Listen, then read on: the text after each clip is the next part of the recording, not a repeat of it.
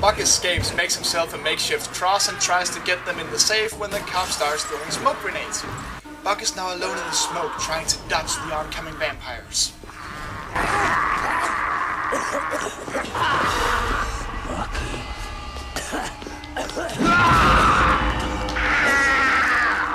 Hi, I'm Barry Scott. After a while, Buck finally makes it through the door and out of the smoke, straight into the police's hands, and gets promptly arrested. He tries to warn Otis, who obviously doesn't want to listen to him.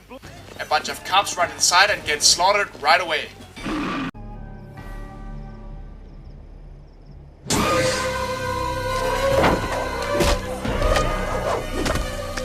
Oh boy, it's a home run! The sun starts rising, creating a bit of trouble for our vampires. At least until the world's fastest eclipse randomly happens. Oh, you gotta be fucking kidding me. Hey! That's my line, you little cock walrus! The movie finally stops fucking around, and the final battle against the vampires can begin. With shootings. Because we all know vampires just love machine guns. It's like if the Underworld movies were even more ridiculous. So after a scene that would have made Michael Bay jizz in his pants, the vampires run out of ammo and start getting down and dirty. With handguns.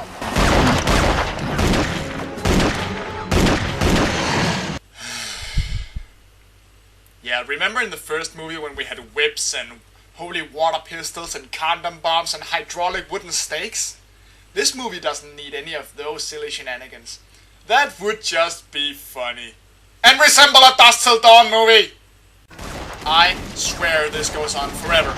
Just a lot of boring shooting until finally they start actually biting and killing people. Buck is still trapped in the car and he tries to convince Otis that they're vampires, but Otis still refuses to let him out for no apparent reason. Finally, Buck gets out, just in time to watch the rest of the cops get killed. We then get the silence before the storm, preparing for the big fight. 4 vampires against 3 surviving cops. We're finally getting down to business. The tension builds. They face each other. The one moment we've been longing for is here.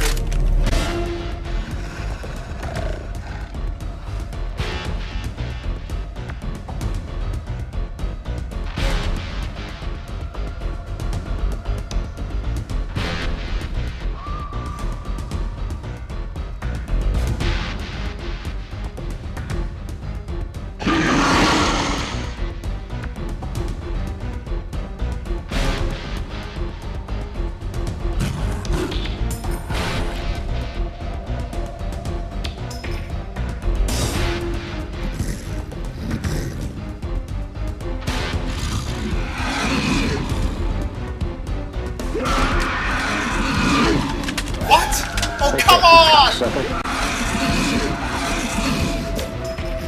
That is their big plan for the fight? Come fucking on! When the old priest did that in the first one, it was fucking cool, but now it's just rehashed. Damn it! Well, they don't get far with their plan anyway, as the dead cops start coming back as vampires. Buck manages to impale one of them on a steel pipe and...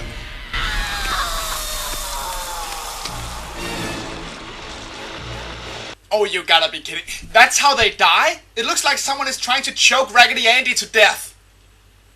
Ugh. In the meantime, Otis is in a bit of a bind when he suddenly gets an idea. That is a hospital symbol. It is not a cross that vampires would fear. But apparently not a cross plus Otis equals dead vampire.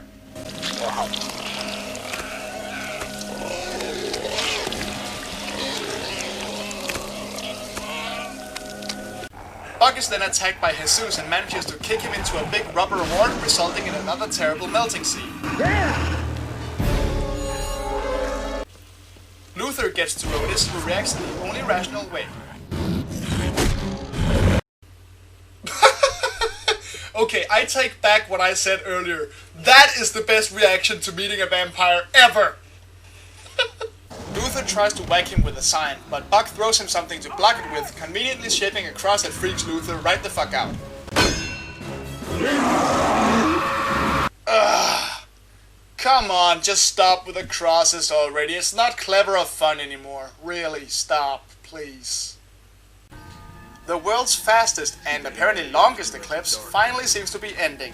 Luther and Ray-Bob try to escape in the car, but Luther is impaled from the back seat by Buck, who is hiding there, holding a cross. How surprising. Ray-Bob then kicks the snot out of him for a while, but he runs off when it's too bright. Unfortunately, it's too late for him.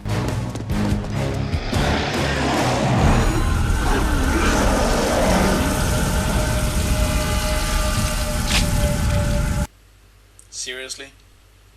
That's how it ends? The sun just obliterates the one vampire that's left? Yeah, remember in the first movie when the sun reflected off a disco ball and everyone just exploded? No, this movie doesn't need silliness like that when it can just end in the most boring way possible. Well, it's finally over. Otis and Buck shares a little friendly moment before Otis decides to give Buck a head start so he can ride off against the sunrise.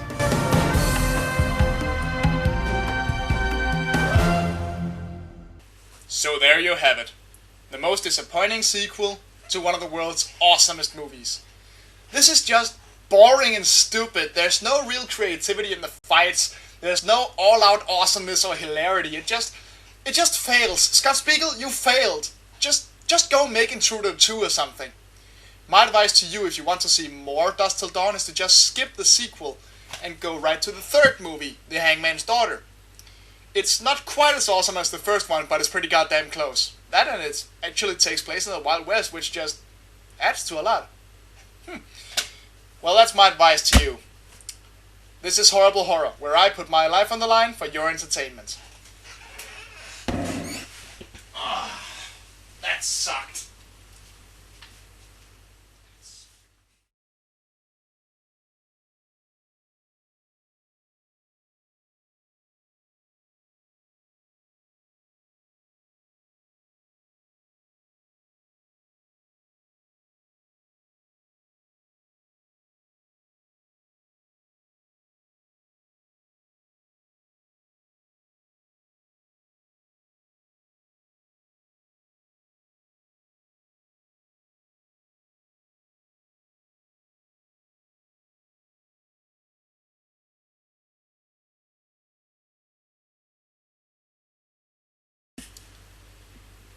Man, finally done.